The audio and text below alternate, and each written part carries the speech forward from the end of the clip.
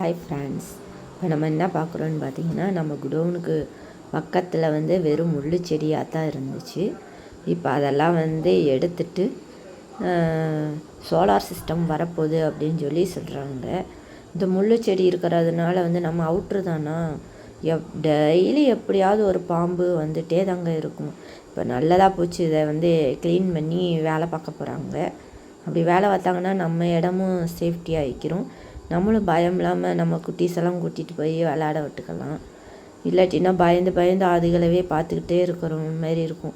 ஏன்னா ஃபுல்லாக முள்ளு செடியாக கருவேல மரம்னு சொல்லுவோம் இல்லையா, அந்த பாருங்கள் அதுவாக தான் இருந்துச்சு.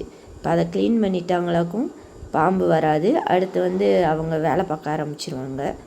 அடுத்து சோலார் வருதுன்னு சொல்கிறாங்க. அது எப்போ வருது என்னன்னு தெரியல. அடுத்து வந்துச்சு எதுவும் வேலை பார்த்தாங்கன்னா நான் வீடியோ எடுத்து உங்களுக்கு காட்டுறேன்.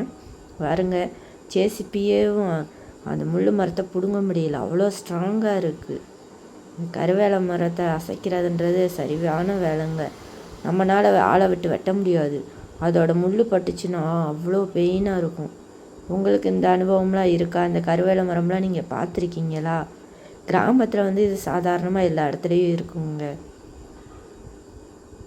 சரி ஃப்ரெண்ட்ஸ், அடுத்து ஒரு என்ன அப்டேட்டுன்னு சொல்லி அடுத்ததில் போடுறேன். ஓகே, பாய். வீடியோ பிடிச்சிருந்தா லைக் பண்ணுங்கள், ஷேர் பண்ணுங்கள், கமெண்ட் பண்ணுங்கள்.